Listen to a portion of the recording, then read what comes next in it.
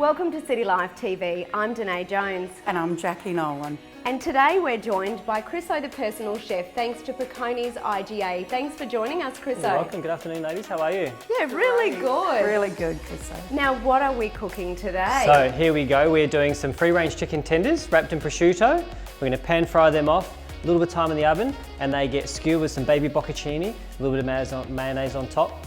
Great little tapas or way to start your evening. Nice after work dinner. Yeah, quick and easy again. Quick and easy, that's Something it. that we could cook after work, maybe? Yes, today. That's a great idea. We'll already be on the champagne, so maybe we could get you back to cook. And safari's your option, right? Awesome. Okay, let's get cooking. Good looking. Rightio. So I've already wrapped a few chicken tenders in the prosciutto, but I'm just going to show you how to do it again. It's really important when you're dealing with the prosciutto. A lot of it's cryovac, so it's best to let it sit out of the fridge for sort of 30-40 minutes, and it's going to just peel apart nicely instead of it all, so it comes across like this. Sometimes it just rips and you get frustrated. Yeah, that's what happens to me. So it just needs, all it is just that little bit of fat that's keeping it together. And obviously, as it warms up, it just it easily just comes across like this. That's the key. That's it. So we're going to use half a piece of prosciutto per chicken tender, and then we're going to wrap them up, season like the ones already on the tray there, and pan fry them off. And Chriso, you said you left that out for how long? Yeah, 30 to 40 minutes out of the fridge. Do you do that the same with the chicken? Absolutely. Okay. So what you don't want is you don't want something that's really, really cold, so straight from the fridge into a hot pan. What that's going to do, you're going to lose the heat out of that frying pan. Okay. So it's perfectly safe to leave your protein out of the fridge for up to an hour before you cook it. It just makes for a quicker, hotter cooking process. Okay. Okay. Just going to space these apart a little bit. We start with the base end of the tender and simply just roly onto themselves like so. You're such a professional at helping, so I'll let you go. Apprentice of the Year. What show are we entering in? We could make our little own one. Master Chef. Master Chef cans. Oh, I was getting a bit early, sorry. Yep. And then do you sprinkle the olive oil, salt and pepper, and then we're just going to season them up and place them in the pan.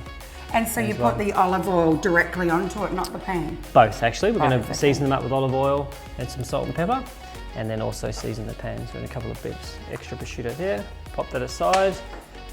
Yeah. Oh, come on, baby, light my fire. Cooking with gas now. Right, so nice hot pan. Sorry. Here we go. We're just going to season up the ones that we've just prepped up for the camera there. And so what seasoning have you put on this? So we've just got some sea salt and salt and pepper. So again, nice and simple. It's really important that I don't spill the salt. Drop the salt. You got to. And that seasoned side goes down into the frying pan. That's going to give you the most amount of colour and flavour. So when those, when that seasoning and oil hits the hot pan, that's going to give you the colour, and colour is flavour, right? Right. Colour is flavour. Colour is flavour. Yep. Gee, that's a lot of seasoning. Yep. You can't over-season these? Oh, you could. There you go. So you're going to paste He them down likes in the a lot pan. of flavour. Oh, that's nice. So they are going to go in the oven. So we're going to cook them here. They'll be about 2/3 cooked in the pan, and then we're going to place them into the oven as well. You really want to hear that sizzling sound. Yeah. If you don't hear that sizzle, you're just not getting that colour. It's just not going to give you that nice flavour. So important to have that frying pan hot. Nice and hot, absolutely. Yep. You really want to hear that sizzle. Yep. Absolutely. Nice. There we go.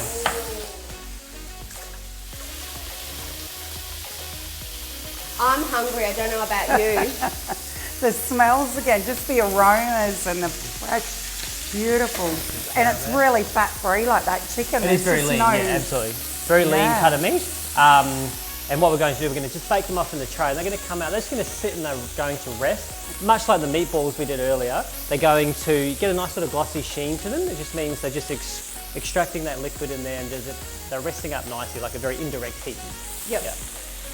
You can see here we've got some good colour on there. And that seasoning and oil and salt and pepper really helps that along. And so simple again. Anyone can do it, and again, it can be pre-prepared. You can do it the day before or in the morning. Great on the barbecue as well. A little barbecue, something like this, lid down, and we're done.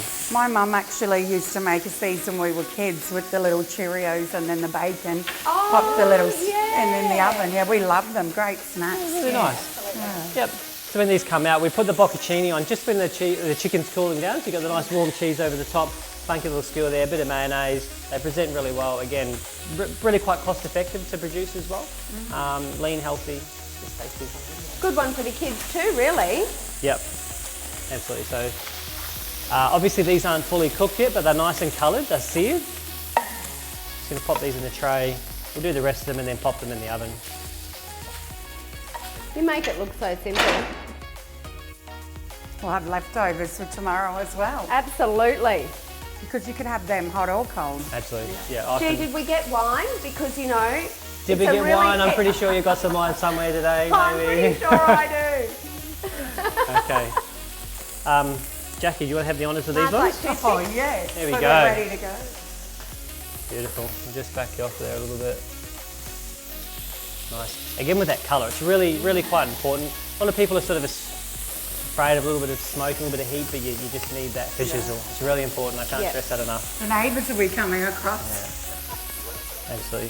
So I'm just going to turn that pan off now because there's plenty enough heat in there. They're going to go into this dish. Obviously, we recognise the chicken's not fully cooked yet. It's going to go into a moderate oven, about 185 degrees. Again, 10-12 minutes, not very long at all because you've already started that cooking process. It's simply just finishing it off. I always worry with chicken that I haven't cooked it enough. Sure, yeah. So that's the thing for me. I always overcook it because I Okay. think, kill that thing. I don't want any bacteria, right? So how do you know? Look, I can tell by looking at it when it comes out of the oven. I often do these ones. You'll get a lot of liquid pooling out of the chicken as well, which is ultimately just all the cooked juices running clear. But if you're unsure, it needs to be north of 75 degrees Celsius. So you can put a temperature probe into the fattest part of the chicken, so the breast, and that should reach 75 degrees, or cut it up. Yeah, I always cut one open Me just too, to have a and then I look. think, oh, I ruined it. It looks so pretty. That's why I buy an extra piece of steak to cut it to see that it's medium. Or... It's your insurance, That's clever. your insurance policy, right? You've got to cut one up. Okay, so chicken's seared. We're just going to pop that into the oven. great. Yeah, Beautiful. nice and pretty.